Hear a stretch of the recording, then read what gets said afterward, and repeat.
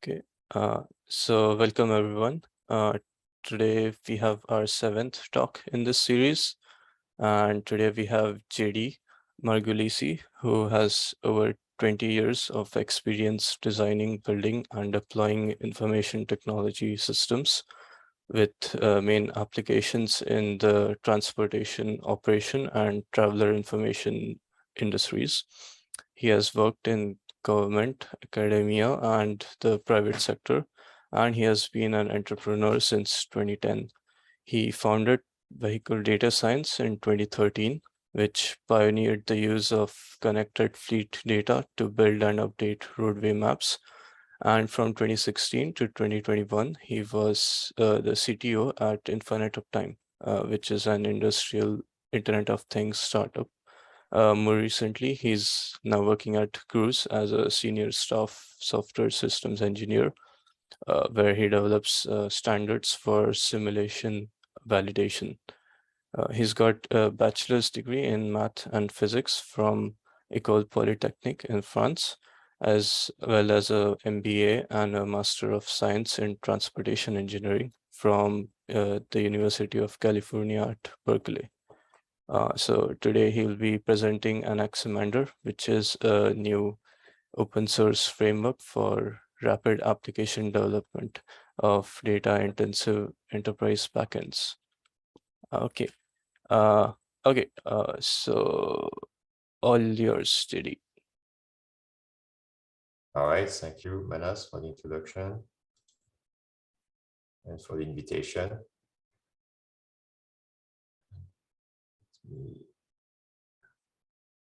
Oops. Hello? Yep, I can see your screen. Yep.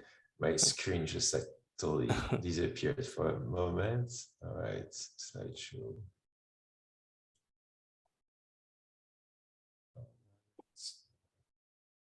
Okay. So, yes, thanks again, Manas, for the introduction. So, as you said, Anaximander is an open source framework that I've been working on for several years on and off. I was focused on it for about a year last year, and so now it's published, even though it's still in alpha form. So I'll be talking about what it is, the purpose and scope, some of the key concepts, design innovation, and then I'll end with explaining a bit more about where the project is at. So you already gave my bio. Just broadly, I guess I studied transportation engineering, so I've experience in air traffic control, airport design, traveler information, and then the last 10 or 12 years, I've been an entrepreneur, tech entrepreneur. So the most notable efforts here are Exonav, which basically the idea was to design maps for autonomous vehicles by crowdsourcing as-driven trajectories from connected fleets, and then more recently Infinite Uptime, which was a industrial IoT startup. And so the observation here to begin with is that in all those industries that I've seen, specifically in transportation, but also manufacturing operations, a lot of software applications really look the same and kind of follow this template, which I call the data-intensive software application, which really is a glorified data pipeline. And what I mean by glorified is that, yes, it's a data pipeline, but because there's a business context, there's also defined user interfaces, both for the end user, but also maybe for a power user that is able to configure the application. So for example, if it's a smart factory application, there's end users who may be monitoring the health of machines. And then there's also a power user or administrator who might be configuring which machines are connected to the application in the first place. So this is what is called here the functional administration API. And then we also have developers who are typically for any software engineering project that endures, obviously the improvements are continuous and incremental. So we have APIs for code, for updating models, for troubleshooting. But the gist of it is that we've got data in, data out, right? And so data in is going to be IoT device data, is going to be various data streams. Then the applications transform those, and then there's subscribers that consume the results. So as an example, a very simple example, I guess it would be a smart factory app. We have sensors on machines monitoring different parameters, say temperature, and the application is using a pipeline, maybe streaming, maybe batch, or a combination of both. It's storing data, it's providing API endpoints so that a client can consume those data outputs and provide usefulness. So it could be logs, it could be alerts, it could be summaries, right? And then on the top end, we have essentially everything that enables the configuration of the application at the user level. So this really spans across a wide variety of domains: transportation, utilities, whether it's water or energy, manufacturing, environmental monitoring, and even arguably, I'd say AR, VR, because AR and VR, basically the concept is that there is a virtual 3D world. We end up, if we want to do analytics, we end up with very similar kind of processing and primitives, which is really about operating spatial temporal transformation of data streams in order to provide actionable representations. So now if we peer into that box that I described, what do we find? And we find a number of technology layers. Again, that's going to be very, very common, almost irrespective of the scale of the domain.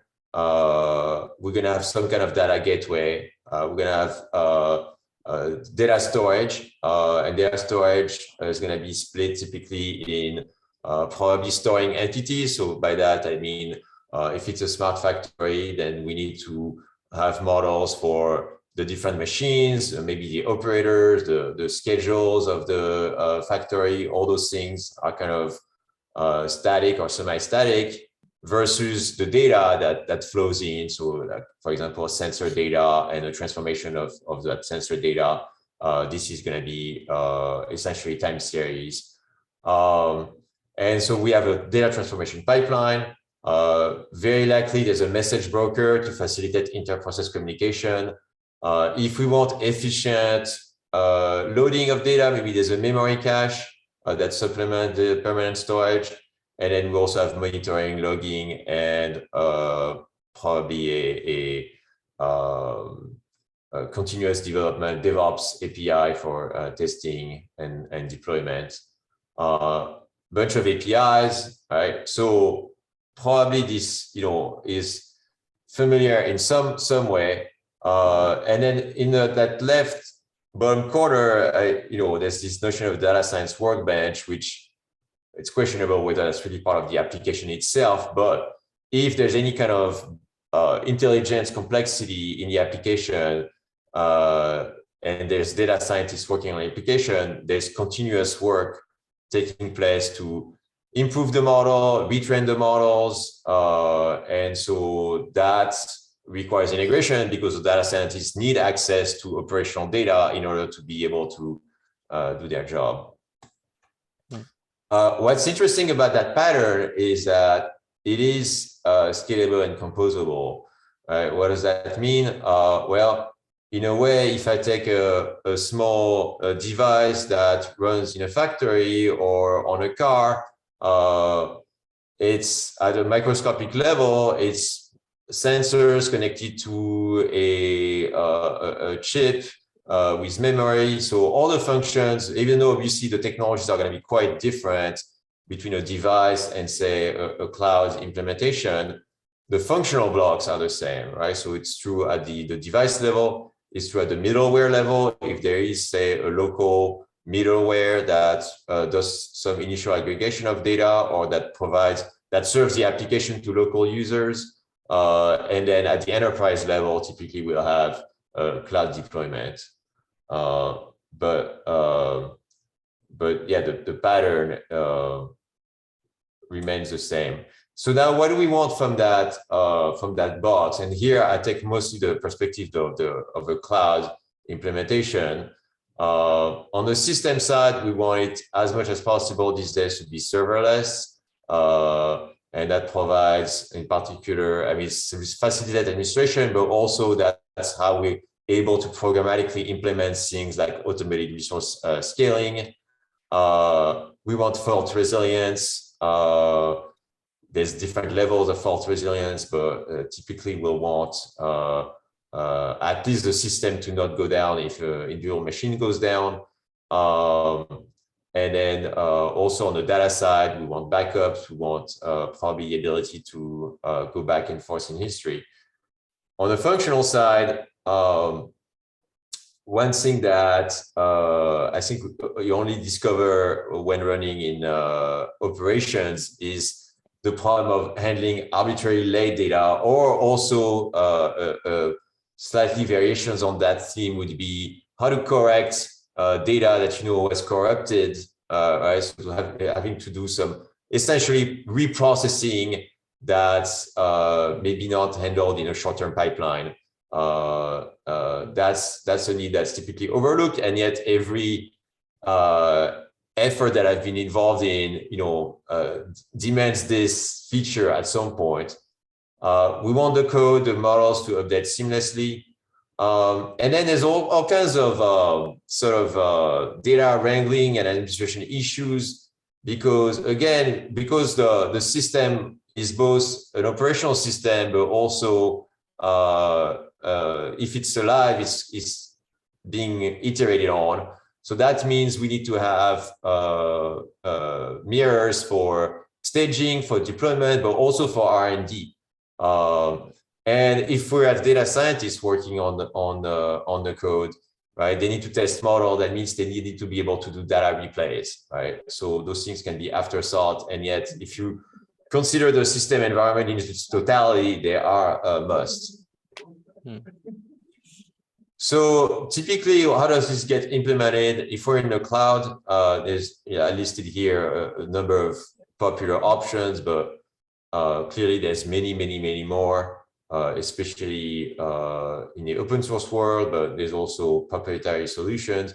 So I mean, the short of it is that we have data storage technologies with different attributes. We have data processing technologies, and collectively, these technologies do enable the features here that I mentioned, but it doesn't come for free. So the challenge of integration and managing all those services, be them cloud services or open source framework, is really still very significant. So to illustrate that, let's say we have this smart factory, and here we're considering a machine. There's a temperature probe. So that machine, there's probably a row in a relational database or some object database. There's metadata associated with it in the form of, say, a document, maybe a JSON document, and there's time series associated with it. And so all those things need to work with things like message parsing for orchestrating the pipeline, say structured streamings for the pipeline itself. There's data storage, there's APIs. All of that is great, but requires essentially schemas in order to work. And so potentially, if we're dealing with 5, 10, 15 cloud services, there's really that duplication of effort of having to essentially re-express the same concept for different APIs. Likewise, on the data science side, if we're manipulating time series data, and running the pipeline experimentally, well, we need the series, we need the metadata. And even though we probably are not explicitly writing schemas for data science code, we are actually implicitly dealing with it because we have to write code that understands certain data from specifications, for example, or plot certain columns, right? So the schema is there at least implicitly. This slide is about the organizational challenges that I've found in developing those data-intensive applications, and is that we have engineers working essentially at different stages of the application, and having a system that serves all those needs is also quite difficult. So we have the researcher or the data scientist, and their challenge is that yes, they know they have good tooling, but how do they access representative data that's not just a thought experiment, right? So to connect to operational data can be difficult, and also understanding the business context associated with that operational data is typically quite difficult. In design and development, there's so many tools, again, so many frameworks, APIs to deal with that there's a lot of context switching. So it can make for a fairly inefficient development process. And then also there's the ongoing challenge of matching the test environment to the production environment.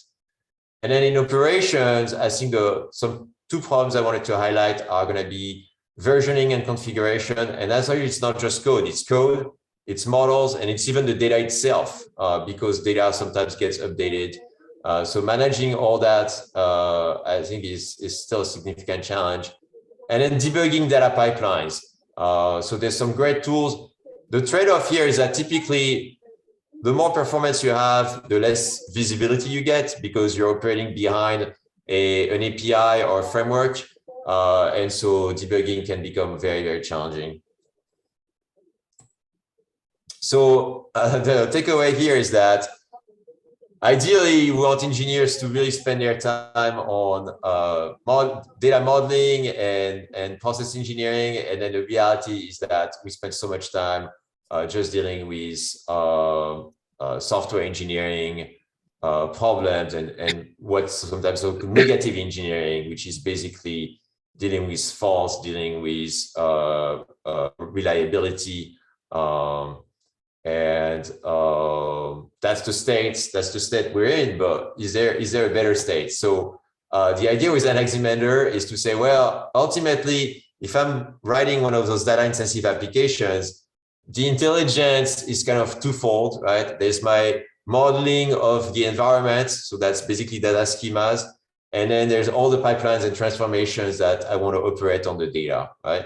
So would it be possible to have a framework that essentially really focuses most of the effort on those things and then takes care of the rest? And the rest is what is essentially taking model declaration, taking pipeline declaration, and then through meta programming, using the richness of the Python ecosystem, turn that code into API code for the different technologies that are deployed in a cloud. So for example, if there's a database, if it's say on Google, it could be BigQuery or Big Data, or if it's on Amazon, it could be something like Redshift.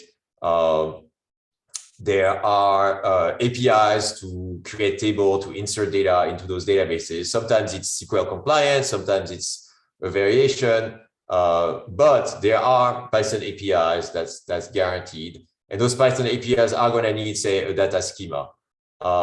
So the idea with Anaximander is to say, well, if we have a modeling language that enables us to create schema declarations for a large range of data types, of data components, then creating the table declaration for that database API could be automated through meta programming. So what that means is that the framework code will read the schema declaration and then create new schema declaration for different types of APIs, right? Database, the REST API, the pipeline APIs, and so on and so forth. So the benefits in doing that is developer productivity, because now there's a lot less time spent on sort of lower level programming. It's also the fact that doing this forces a lot more semantic expression in those declaration of data schemas or data pipelines. And so everyone benefits from that, because now you can program with those semantics. So that means notebooks can be much more interactive. So what do I mean concretely? It could mean that, for example, in a traditional system, I've declared my machines, and then somewhere I've got metadata about that machine. But maybe using Anaximander code, the machine is a class, and so I can instantiate a machine object, and the metadata is a property of that object. And so from the programmer standpoint, things are much more integrated.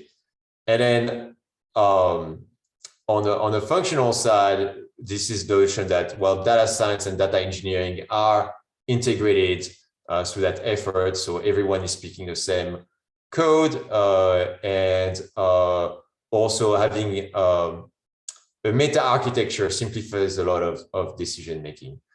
So that's the sort of overall goal. Now, obviously, all of this will be happening probably at the expense of performance. So there's no hiding that. It's kind of an essential trade-off that the more we try to program at a high level, probably the more we pay in terms of performance.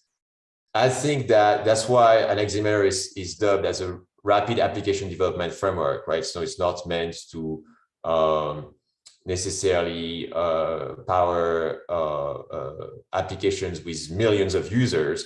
But when you look again at the field of applications, utilities, transportation, there's a large number of assets, but because they're enterprise applications, typically the volume of data, I guess, by today's standard for the cloud tend to be fairly easy, and also the number of users. So it's kind of taking advantage of the fact that, well, we have now cloud systems that can operate, at the level of billions of users, right? And the companies that need that have taken the technology to a level where the next tier of users, enterprise, transportation, utilities, now can develop very performant application with sort of plain vanilla technology. All right, let's check on time. So some of the key concepts, so I've mentioned already, so that focus on data models or data transformers. So the idea with data model is, again, one declaration, and then we can basically reuse the declaration for all those different interfaces. And likewise with data transformers, the idea is to specify transformation and then turn that over to an API that can execute it either in batch or in stream. There's also that notion of tier storage automation, right? So very commonly, especially in IoT, what we're most interested in is the most recent data. So typically we'd want to cache that in a memory cache for fast access. And then the very old data, conversely, maybe doesn't even belong to a database. We put it in a data lake where we don't care as much about performance. So couple of sources of inspiration that kind of led me to work on this. So the first one is about 20 years old, this object process methodology. So it's a professor at the Technion Institute of Technology in Israel. And the notion here is that unlike other engineering disciplines, say building bridges or electrical engineering, software engineering still doesn't have really a systems engineering approach. There is no sort of established methodology that says, how do I write a new application? It's really more sort of a set of experiences and expertise and heuristics. And obviously, a key factor is that the technology evolves so rapidly that maybe it doesn't even allow for sort of freezing the methodology.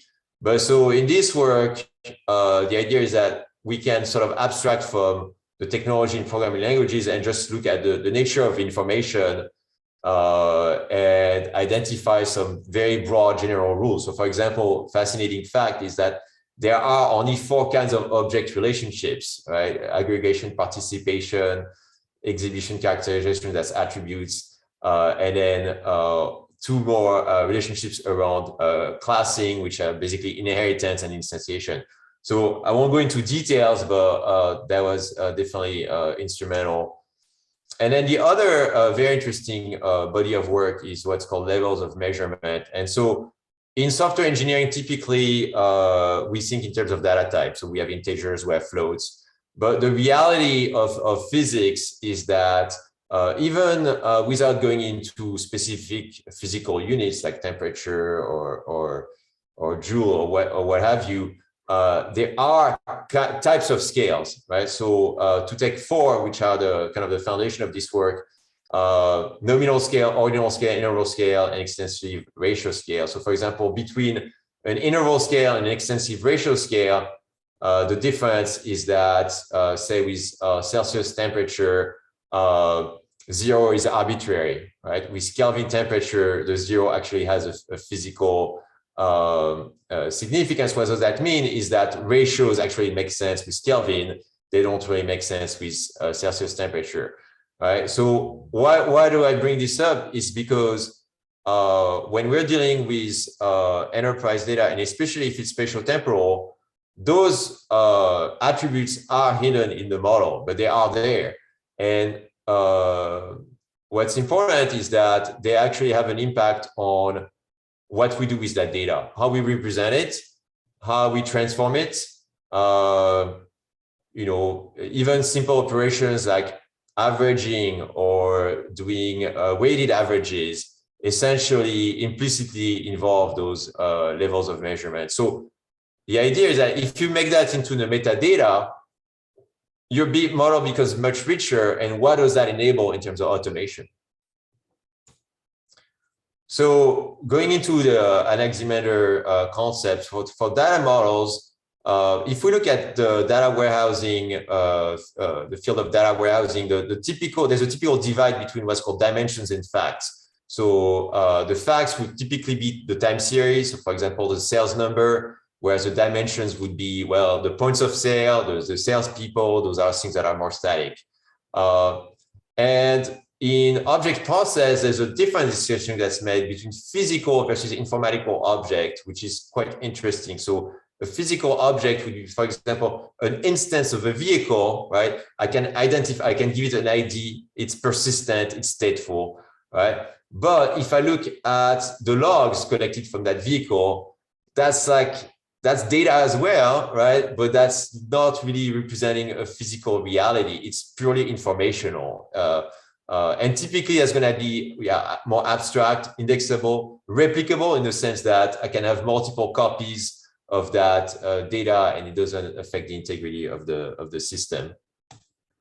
So the result of that is Anaximander basically 3 very large class of data types. So the first one is entities, so that's similar to what's called dimensions in data warehousing. Then we have records, similar to facts. And then we have specs, and the specs is based on my observation that as soon as data science is involved, modeling is involved, we tend to have a lot of those sort of nested data structure that provide rich attributes that are just difficult to capture as attributes of, say, a relational database, because going back to the machine, the smart factory example, different machines will have different kinds of attributes, and creating individual tables for every type of machine may very rapidly becomes impractical. So, so for that reason, having different types of data for storing specs solves a lot of practical problems. So yeah, to put this in context, I have my machine, I have my probes, those are both types of entity. Maybe I have groups of machine, that's another class of entity. And then my records could be straight logs, they could be summarized information, they could be sessions, right? A session being essentially defined by the time interval during which the machine was effecting a particular job. And then we have all the metadata expressed as nested documents. So what does that look like in the original schema? Essentially, the input and output of that data-intensive application are going to be focused on records primarily, and the user interfaces are going to be mostly focused on entities and modifying those entities. And typically, the kind of queries that we need on a consuming end can be complex in some cases, but most of them are going to be essentially range queries on records. And that's a point I'm going to go back to. So in terms of now, what do we, so I've talked about the need for automation. I've talked about the data modeling. So where those two meet is basically with this diagram here that says, well, the reason why we have different kinds of database technologies is because they fill various needs in terms of performance, in terms of, say, redundancy, in terms of access and indexing. So here are some examples. We have relational database, we have key value stores, we have columnar databases, we have data lakes. But there is a fairly clear mapping between those technologies and the type of data that we use, right? This is not typically automated, but the idea here is that by saying, well, we have entities, they behave in a certain way, we have records, they behave in a certain way, we have metadata, and for the records, we have different tiers based on the recency of the data. So the more recent data goes in a certain bucket, the old data goes in a different bucket. You map all this, and that's basically what enables the automation. So moving on now to the data transformation part. At a high level, right, what are the options today? We have SQL, which historically works for batch, but now there's versions of SQL that can also work for streams. That's going to be universal, that's going to be highly performant. We have streaming analytics, and that's a relatively recent development, probably the last 10 years, and I'd say maturity is probably only the last 5 years. And that's also quite scalable and performant, and that's specifically designed to handle temporal semantics, right? So data comes in continuously, but sometimes out of order, it comes late. We have different kinds of windows, right? Things that SQL is really not well designed to do. The challenge with streaming analytics is that it's very complex to program and orchestrate, and it's also very difficult to introspect. And then there's kind of like the, sort of the data science on steroid approach, which is say, well, I know how to transform data frames, and if I can orchestrate and automate that, I have a pipeline, right? So from a performance standpoint and scaling standpoint, it's gonna be a lot of challenges there. So there are options today, things like, for example, distributed data frame frameworks like Dask, or even Spark is another framework that essentially handle this. But the beauty here is that if I can develop a data pipeline in the same way that I run it in production, it solves a lot of problems, right? If I'm willing to pay the performance hits, and maybe there's, again, the vast majority of even very high value-added applications actually can live with that kind of performance, then that would be the winning combination. And so I won't have time for all of my slides, but to give an example of why in practice you often need that data frame approach, this is so the first startup that I co-founded. The idea was that we were taking GPS traces, turning them into drivable features, so mapping basically the center line of individual highway lanes, and then superimposing information like speed profiles and decision points along the way. So how do we do that? And there's the problem here is all that data in space and time. And so here's like a little snapshot where we're taking GPS logs, and what do we have to do? We have to create first. We have to cluster the data temporally. That's a trick. Then we have to cluster the data spatially because there could be gaps within a given trip. So we create traces of continuously connected GPS points. And then there's noise there. So for example, if a car is stopped at a red light, the GPS track will probably jump around. And so that would be very adversarial to doing any kind of treatment. So we have to denoise that. Then we have to create bundles of related tracks in order to come up eventually with, say, a center line. So when you think of those operations, there's just absolutely no way you're going to be able to do that with SQL. You need procedural programming to do it. And that's going to be typically data frames to be efficient. So very simple sort of data schemas, right? But very complex transformations and semantics along the way.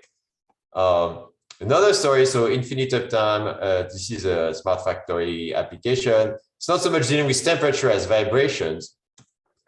And one of the problems is to create a meaningful event session. So for example, let's say we have a press, and sometimes it vibrates and sometimes it doesn't. It vibrates because it's operating.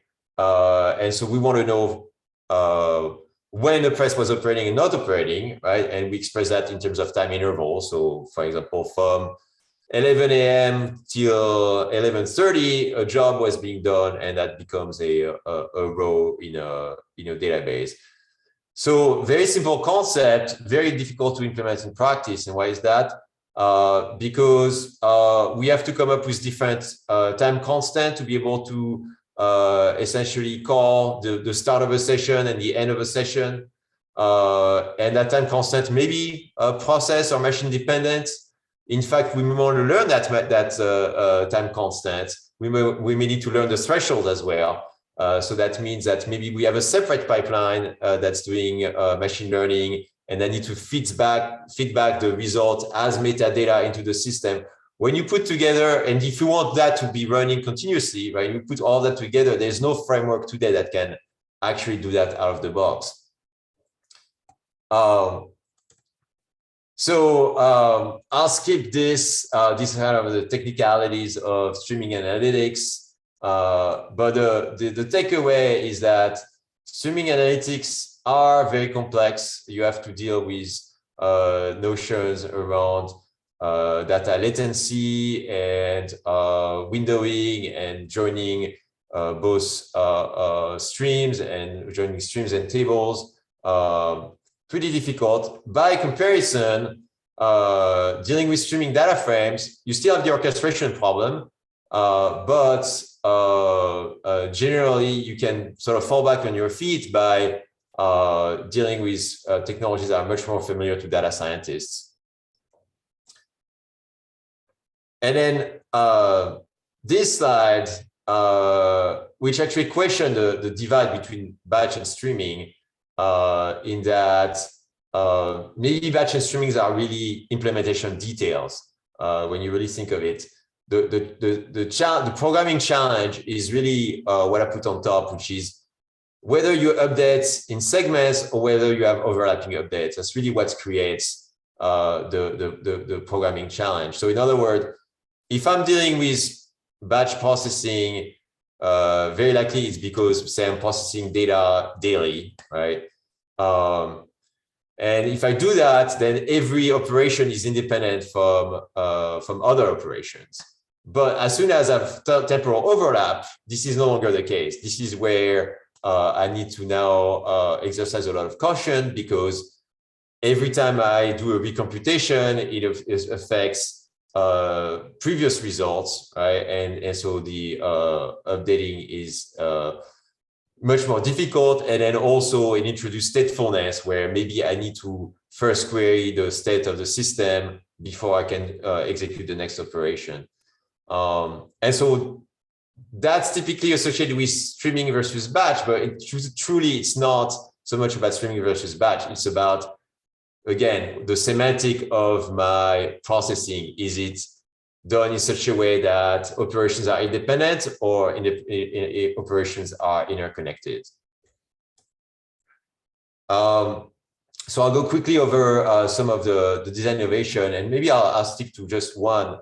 So early on, because again, the intended paradigm here is to work with streaming data frames and also develop a software engineering application.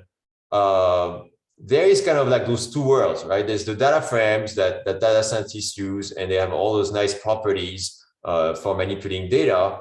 And then software engineers, they use encapsulations through object-oriented programming in order to keep their sanity when they're managing large code base, right? And there's all kinds of nice features of object-oriented programming. So then the question becomes, how do we merge both, right? And so that's the idea of the data object, which is basically a way to create an object class for every kind of data frame that you may have in your application by saying, there's this data schema. So for example, vehicle logs. And so there is a class for a vehicle log type of data frame.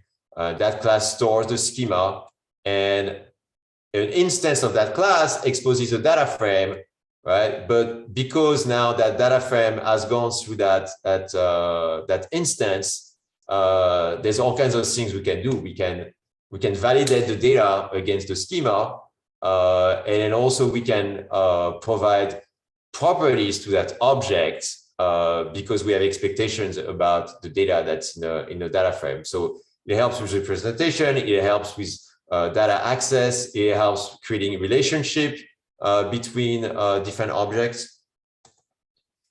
And so here's an example of why this might matter. And if I take a data frame of GPS log, what is the time range for that data frame, right? And if I'm say a Python pandas user, once I have my data frame in memory, right, I can look at the first and the last timestamp in the data, and that defines the interval. But the reality may be different, right? If I query data for an hour, and the first data point is at 10:13, my query is from 10 to 12. Then there is no data from 10 to 10:13. But the fact that the query started at 10 o'clock is lost in the data frame, right? And so if I'm dealing with any kind of advanced data representation, that's a major flaw, because it could be that maybe I'm comparing a bunch of different data frames, right? And so now every plot method is going to have to account for potentially having to import the query data that was used in the first place if I want to be able to represent those gaps, right? So with a data object, those challenges can be solved because the metadata is retained. And so now that we've defined the data object, and that I've talked about data streaming as a data frame streaming as a transformation mechanism, the question is, how do we deal with those semantic and programming problem that I highlighted with streaming analytics? And so the answer there is, again, through typing. And this is kind of a different type of typing that's looking at time indexes. And so this is kind of my informal observation. It's kind of in between empirical observation and theory. I can't prove with complete authority that these really are the only type of time indexes, but in my experience, these are the only kind of time indexes I find in sort of natural data processing, right? Which are samples, near periodic samples. So that's typically what you get out of sensors. Events, which are sparse as opposed to dense. Sessions, which are basically time intervals. We have transitions, which are a particular kind of event that would represent transition from one state to a different state. And then the journal archetype, which is basically strictly periodic. So that would be if I have daily summaries, hourly summaries, these are of the journal archetype. So doing that means that, again, I'll skip this. I can go from those data archetypes to types of transformers that actually make sense. So that's, again, a way to bring together sort of a data science, data engineering, and traditional software programming, where particular operators are, can be seen as methods of given base types. So, for example, the thresholder makes sense for samples, and that's going to produce event because the samples are either filtered in or filtered out. And then likewise, say a session window is going to take events as an input and is going to output sessions. So doing this, potentially is a way to provide that high-level automation of data pipelines where maybe the detailed semantics can be handled in a framework, and the programmer is dealing with a much higher level of semantic, where problems of allowed lateness or watermarks are kind of don't have to be explicitly taken into account. All right, so I'll skip this. There's so basically, as it stands, there's a version 0.4 of Anaximander that's published under an APL2 license on GitHub. The project name is Anaximander, and the idea is really to focus on a proof of concept. Because this uses data frame streaming, initially, maybe that can be done all in a memory cache like Redis. So the advantage of this very simple architecture here is that if the pipeline runs in Redis, it can be used both for efficient ETL, but also it can be used to expose the data to the end user, where we now have a end user API that's querying from a memory cache rather than a disk database.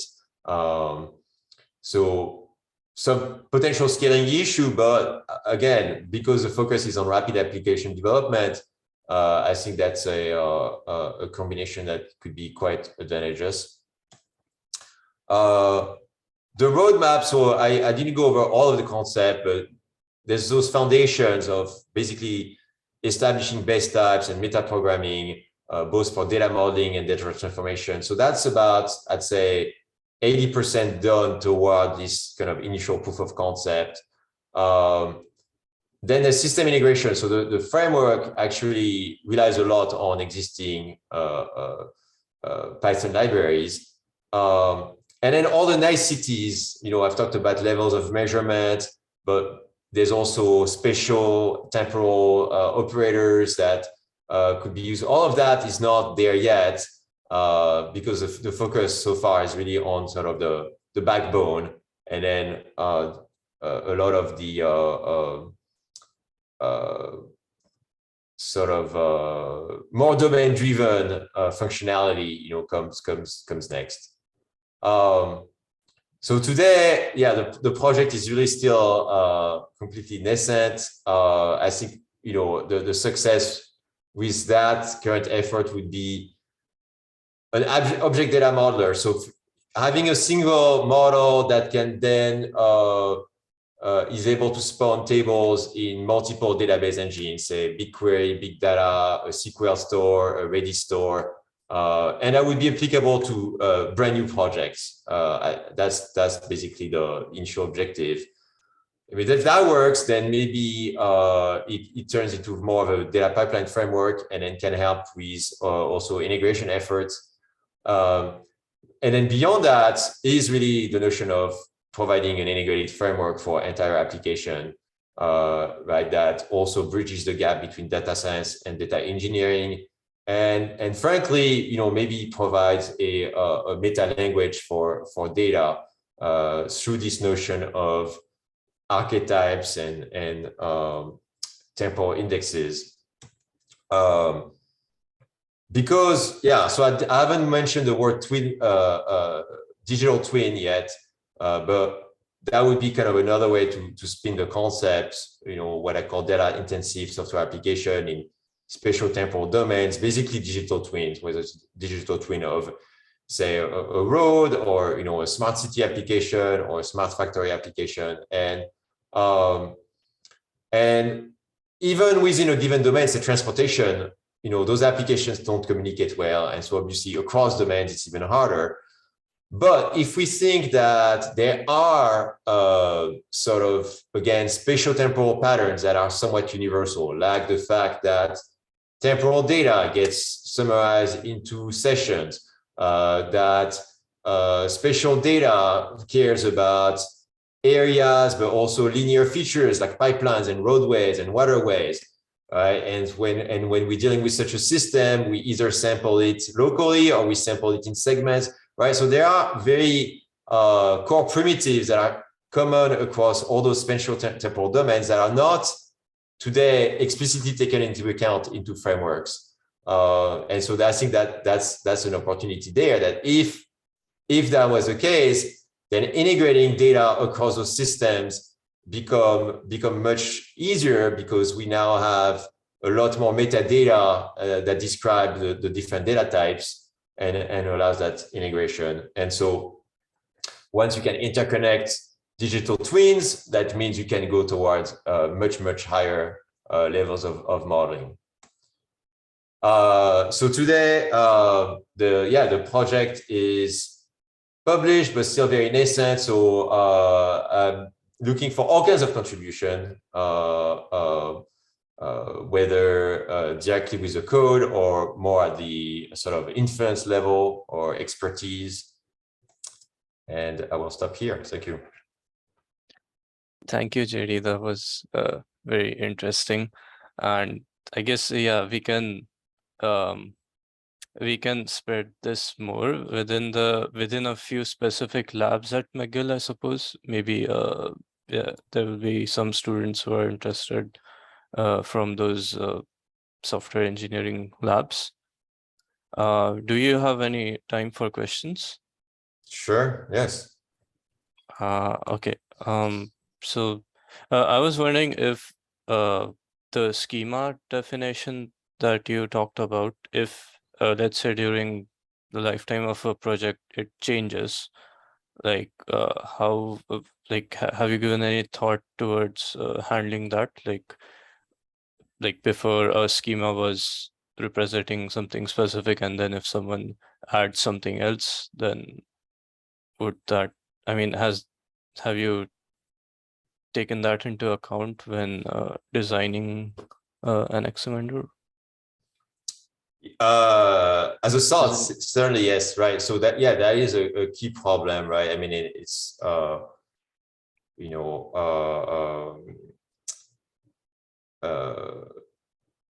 any kind of operational system will see evolution of the data schemas and the data models, right? So here, because this is a code-driven approach, a natural approach would be to say that the code gets committed to a versioning system, and so that can form the basis of tracking those changes, right? Okay. And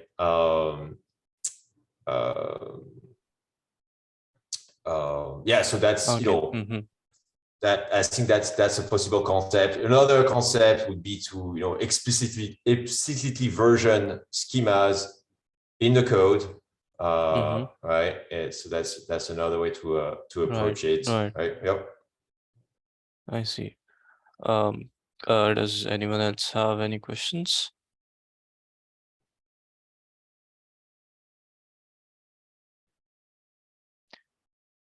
Okay, I guess not. I think I have one more question, which is, if you in your first release, I guess you were saying that Redis is the main target for the backend storage. If you use, let's say, and eventually you want to target all sorts of storage systems.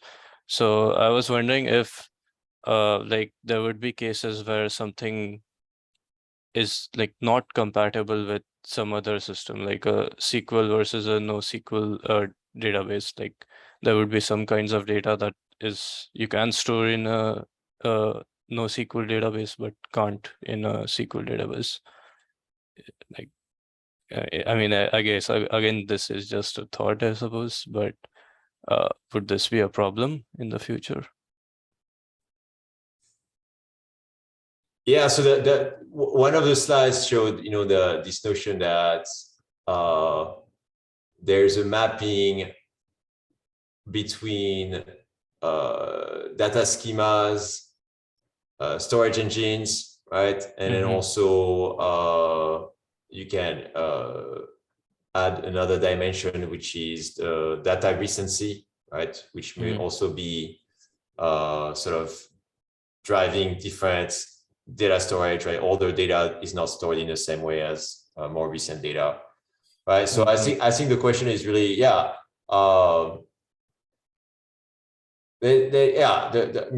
goal is not to necessarily enable any kind of data to be stored in any storage engine. Oh, okay. Right. Okay. So there's only certain mapping that are possible to begin with, right? Oh, okay.